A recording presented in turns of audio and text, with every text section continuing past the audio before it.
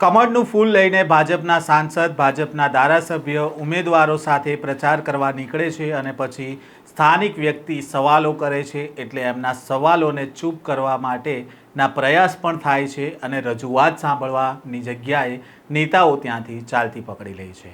કેવો ઘાટ સર્જાયો હતો વડોદરામાં જ્યારે ભાજપના નેતાઓ પ્રચારમાં નીકળ્યા હતા તેની વાત કરીશું આ વિડીયોમાં। વૈષ્ણવજન તો તેને કહીએ જે પીડ પરાઈ જાનાને રે।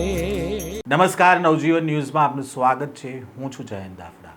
સ્થાનિક સ્વરાજની ચૂંટણીના પ્રચાર માટે નીકળી રહેલા નેતાઓની હાલત અત્યારે કફોડી બની છે, કારણ કે 5 વર્ષ સુધી દેખાતા ન હોય તેવા અને પ્રજાના કામ ન કર્યા હોય તેવા નેતાઓનો જાહેરમાં ઉધડો લેવાઈ રહ્યો છે અને તેના વિડીયો પણ સોશિયલ મીડિયા પર સામે આવી રહ્યા છે। તેવામાં વડોદરામાં સાંસદ હેમાંગ જોશી, ધારાસભ્ય કેયુર રોકડિયા ભાજપના ઉમેદવારો સાથે પ્રચારમાં નીકળ્યા હતા ત્યારે સામાન્ય વ્યક્તિના સવાલોથી આ તમામ નેતાઓ ઘેરાઈ ગયા હતા। ખરાબ પાણી સતત આવી રહ્યું હોવાનો સ્થાનિકે ત્યાં સવાલ કર્યો અને તે સવાલ સાથે જ ત્યાં નેતાઓ જ્યાં હાજર હતા તેમણે ચાલતી પકડી લીધી। આ વ્યક્તિને ચૂપ કરાવવાના પ્રયાસો કરવામાં આવ્યા। જો કે સ્થાનિક વ્યક્તિની રજૂઆત હતી કે ચોમાસામાં વારંવાર વીજળી જાય છે, તે મામલે ધારાસભ્યને રજૂઆત કરવામાં આવી હતી, પરંતુ રજૂઆત કર્યાના ઘણા દિવસ થઈ ગયા હોવા છતાં કોઈ નિરાકરણ નથી આવ્યું। તે પ્રકારની રજૂઆત ત્યાં કરવામાં આવી રહી હતી ત્યારે ત્યાં અચાનક ઢોલ શરૂ થઈ ગયા અને પછી નેતાઓ ત્યાંથી ચાલતી પકડીને જતા રહ્યા।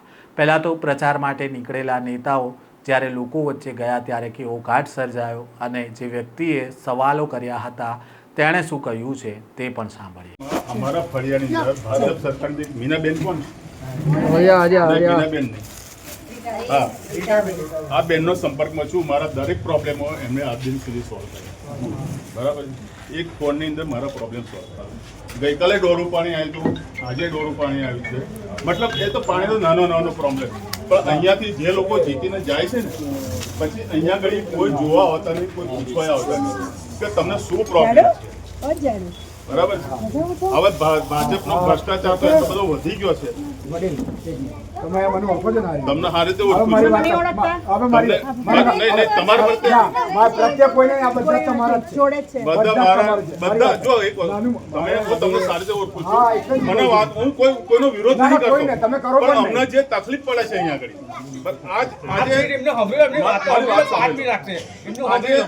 અમારે ત્યાં ચોમાસાની અંદર 2 થી 3 દિવસ સુધી આટલું પાણી ભરી રહી છે, એટલે ડીપી ત્યાં આગળ લાગેલી છે, ડીપીની અંદર થોડો સ્પાર્ક થાય ને એટલે ઓન ધી સ્પોટ બંધ થઈ જાય, 2 દિવસ સુધી સપ્લાય આવતો નથી। એના માટે અમારા મંડળના છોકરાઓ જે છે એ બધા જાગૃત છોકરાઓ છે, છોકરાઓએ અરજી આપી છે। રોકડિયા સાહેબને 14 એપ્રિલે અમે આગળ બોલાવેલા, 14 એપ્રિલના દિવસે અમારી બધી બહેનોએ પણ થઈને અમારા ફરિયાના માણસોએ ભેગા થઈને એ લોકોનો મારી વાત સાંભળો,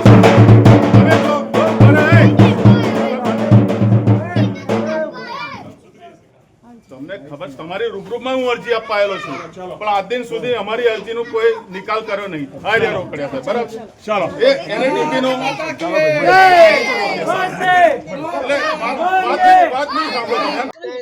ભાઈ આ અમારો ગોરવા ગામનો હનુમાન ફળિયાનો પરમારનો મોહલ્લો છે, હનુમાન ફળિયા કરીને, જ્યાં આગળ બધા પછાત વર્ગના રહે છે। 3 મોહલ્લા છે, પહેલા હરિજનવાસ છે, વણકરવાસ છે, પછી રોહિતવાસ છે, બરાબર। આ મોહલ્લાની અંદરમાં જ્યારે ચૂંટણી આવે છે ત્યારે બધા ભાજપનો ઝંડો લઈને આવી જાય છે અને અહીંયા આગળ જીતીને ગયા પછી અમારા શું પ્રોબ્લેમો છે એ પ્રોબ્લેમો આજ દિન સુધી કોઈ પૂછવા નથી આવ્યા। કોંગ્રેસ વાળા નહીં આવ્યા, ના નહીં આવ્યા, બરાબર। આજે કેટલા ઘણા ટાઈમથી પાછળ પાણી ભરાય છે, એ પાણીની અંદર અમે ત્યાં આગળ ડીપી આપેલી છે, ડીપી ત્યાં આગળ હતી નહીં, અભયનગરમાં ડીપી હતી, એ ડીપી ત્યાં આગળ ટ્રાન્સફર કરેલી છે। એ ડીપીની અંદર પાણી લાગવાથી 2-3 દિવસ સુધી સપ્લાય આવતો નથી। અમને એમને રજૂઆત કરી, રોકડિયા સાહેબને રજૂઆત કરી, અરજી લખીને આપેલી છે, છતાંય પણ એ લોકોએ કોઈ સાંભળ્યું નહીં। રોકડિયા સાહેબે એવું કહી દીધું કે તમારા જી બીમ લાગે, તમારે જી બીમ જવું પડશે। અમે જી બીમ ગયા તો કે ડીપી ત્યાંથી હટવાની નથી, ત્યાં જ રહેશે ડીપી, આનો કોઈ કાયદો છે નહીં એમ કે હટાવવાનો। આજે આ લોકો ભાજપના જે નેતાઓ બધા આયા એમને મેં રજૂઆત કરી તો મારી કોઈ વાત સાંભળી નથી આ લોકોએ। હા ચાલો પછી મળી એમ કરીને પાછા વહી ગયા છે। હા, આવનારી ચૂંટણીમાં આનો જવાબ મળશે, બરાબર. એટલે આ ભાજપનો તો અમારે કોર્પોરેશનની અંદર તો એટલો બધો હદ વગરનો ભ્રષ્ટાચાર થઈ ગયો છે કે એની કોઈ એનો એ જ નથી. નાની નાની વાતોની અંદર પોલીસ વાળા નહીં સાંભળતા ને અમારું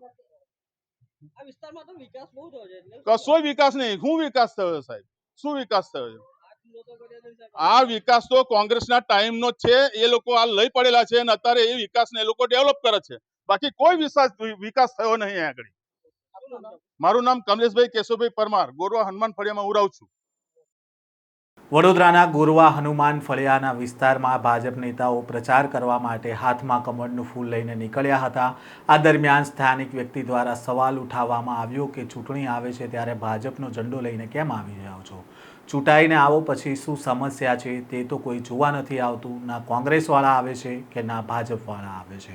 ચોમાસામાં ડીપીમાં પાણી ભરાઈ જવાથી વીજળી વારંવાર જતી રહી છે. આ મામલે કેયુર રોકડિયાને રજૂઆત પણ કરી હતી, તેમ છતાં તેનું નિરાકરણ ના આવ્યું અને આજે આ મામલે રજૂઆત કરીએ છીએ ત્યારે અમારી રજૂઆત પણ સાંભળવામાં નથી આવતી અને તેમણે એવું કહ્યું કે પછી મળીએ તેમ કહીને જતા રહ્યા હતા, જેથી હવે આવનારી ચૂંટણીમાં આનો જવાબ મળવાનો છે.